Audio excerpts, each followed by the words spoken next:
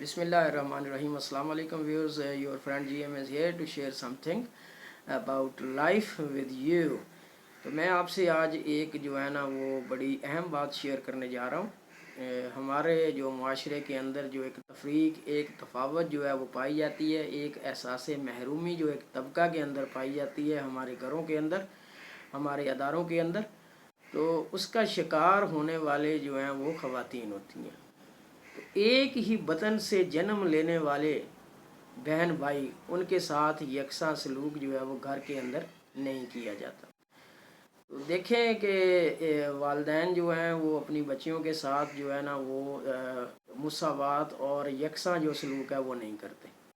ہوتا بھی ہوگا بعض جو ہے نا گھروں کے اندر، لیکن اکثر جو ہے یہی محرومی کی آواز اٹھتی ہے کہ بیٹیوں کو جو ہے وہ جہیز دے کے فارغ کر دیا جاتا ہے، اور باقی جو جتنی جائیداد وغیرہ ہوتی ہے وہ ساری کی ساری جو ہے نا وہ بیٹوں میں تقسیم کر دی جاتی ہے.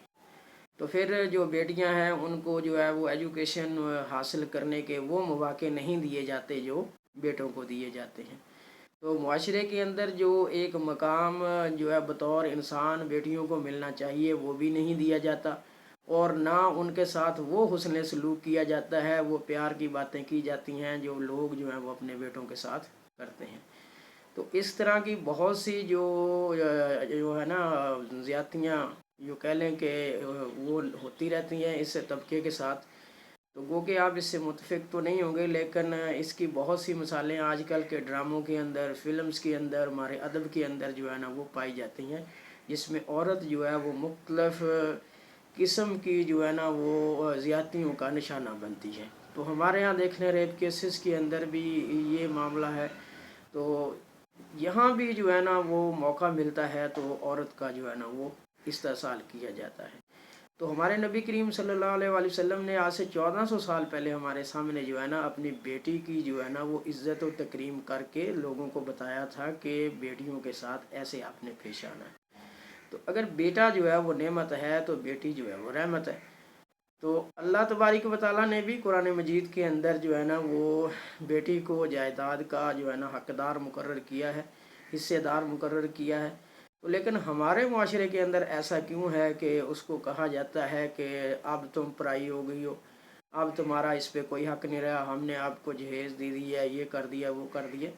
تو اس قسم کی یہ جو باتیں ہیں یہ اللہ تعالیٰ کو ناراض کرنے والی باتیں ہیں. یہ جہاں اپنے قانون جو ہے وہ لوگ لے کے آتے ہیں، اگر وہ ہمارے نبی صلی اللہ علیہ وسلم کی جو احادیث ہیں اور قرآن مجید کی جو تعلیمات ہیں ان کو مد نظر رکھیں، تو میرا خیال ہے کہ ایک مثالی جو معاشرہ ہے وہ وجود میں آتا ہے. تو جس سے اللہ تبارک و تعالیٰ بھی راضی ہوتا ہے اور اللہ تعالیٰ کا رسول بھی راضی ہوتا ہے. تو انصاف کے جو تقاضے ہیں وہ پورے ہوتے ہیں. تو میری والدین سے یہی درخواست ہے کہ وہ جس طرح اپنے بیٹوں کے ساتھ سلوک کرتے ہیں اسی طرح اپنی بیٹیوں کے ساتھ بھی سلوک کریں، تاکہ ان کے جو ہے نا منہ سے آپ کے لیے جو ہے نا ان کی زبان سے دعائیں نکلیں، آہیں نہ نکلیں. تو ہمارے یہاں اکثر جو ہے نا وہ آہیں نکلتی ہیں. تو جس وقت گھر کے اندر ماں جو ہے وہ فوت ہو جاتی ہے تو کسی طریقے سے جو ہے نا وہ رشتہ کٹ آف ہو جاتا ہے، تو پھر بیٹیوں کے لیے جو ہے نا وہ اپنے گھر کے اندر جو ہے نا وہ جانا ایسے لگتا ہے جیسے وہ بیگانی ہو چکی ہیں، ایلینیشن کا شکار ہو چکی ہیں. تو اللہ تبارک و تعالیٰ ہمیں انصاف کرنے، بیٹیوں سے جو ہے نا یکساں سلوک کرنے اور ان کا عزت و احترام کرنے کی توفیق عطا فرمائے. Thank you so much to listen the video and the message as well.